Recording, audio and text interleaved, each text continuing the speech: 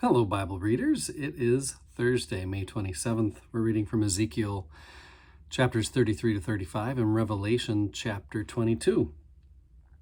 As we read chapter 22, I wanted to read this paragraph. In the New Jerusalem, the apostles, the vacillating faint hearts of the Gospels, and what that is, the apostles in the Gospels are always like, oh, we don't know what's going on. They're, especially in the Gospel of Mark, they're seen as not very smart. They don't get it. They're faithless, all that. They turn out in the New Jerusalem to be founding members and contribute to the building of the New Jerusalem. This is a task not confined to apostles only, as those who conquer will have the right to become pillars in the temple, just as Peter was a pillar. There's been much debate over the extent to which human endeavor can contribute to the New Jerusalem. I think that is a huge debate still within the Christian church. How much do we have to do with the building of God's kingdom? Can human initiative help in any way bring about the coming of the reign of God, or should we just leave it to God? In Revelation 21, the fact that the names of the apostles are written on the foundations of the wall and that the kings of the earth bring their glory into the city suggests that humans do contribute to its distinctive character. The city may be from heaven, but humans can be the means of channeling God's grace into it. So, we have here some support for the notion of building the kingdom.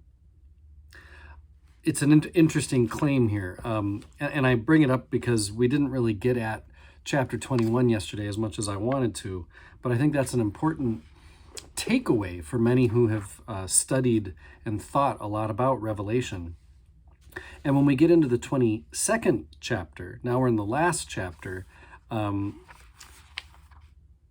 here's where we are left, no doubt, about the importance that John attaches to this book. It's ironic that the book in the New Testament with the most exalted claim to authority is the one that is least read and most widely despised, says my commentary. I don't know that it's despised, but even if we can't understand its message in its entirety and are uncomfortable with the import of what we can understand, we must not ignore it.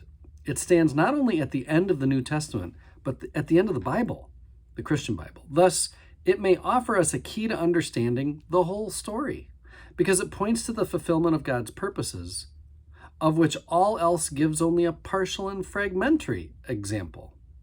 Its message is about God and about human history. Its scope is panoramic.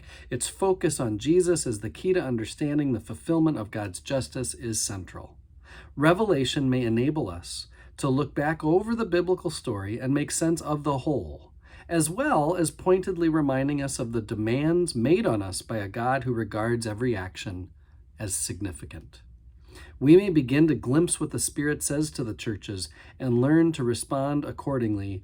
Blessed are those who wash their robes, so that they will have the right to the tree of life and may enter the city by the gates. And I read that to maybe encourage us as we finish Revelation to not simply rejoice and feel like, phew, we're finally done with that because I didn't get it and I don't ever want to get it. That's a really good point, that it is the last word of the Bible. And just like you wouldn't watch a movie, a really long movie, let's say, and get to the end of it and be like, you know what? You can get rid of that last chapter. That last chapter didn't matter. I want to just move on from that. Like, that's not how the Bible should work. And so just because it's hard to understand, just because it's something to wrestle with, that doesn't mean it isn't worth our time and effort to wrestle with it. Ezekiel 33 to 35, and now the restoration of Israel. That's really what I could say about these chapters. Ezekiel claims his place as a watchman here, a sentinel, and he sees that Jerusalem has fallen in the 12th year of exile. This had to then be a crisis moment when Judeans are questioning God's power and whether this religion they're caught up in is worth it. They must be wondering, is God unwilling or unable to protect his chosen people? To hear that Jerusalem has fallen, which is it? But of course, from Ezekiel's perspective, Judah's collapse vindicates God. God used Nebuchadnezzar and his army to punish Israel for a long history of sin, and the destruction of Israel then also would have vindicated Ezekiel. He's been saying this was going to happen for a very long time, and so it shows that Ezekiel's been right all along in his oracles of judgment. In chapter 34, with this chapter we come upon what one commentator calls the gospel according to Ezekiel. This prophecy of salvation in chapter 34 marks a turning point in Ezekiel's ministry. From now on, we're going to hear about God's rescue of Israel, restoration of their homeland. The Lord is your shepherd, you shall not want, is really rooted in this chapter of Ezekiel. And then chapter 35, we get oracles against enemies. God will be on our side, Ezekiel says. I am one with my God. My God is with us, all of us, at all times and in all places.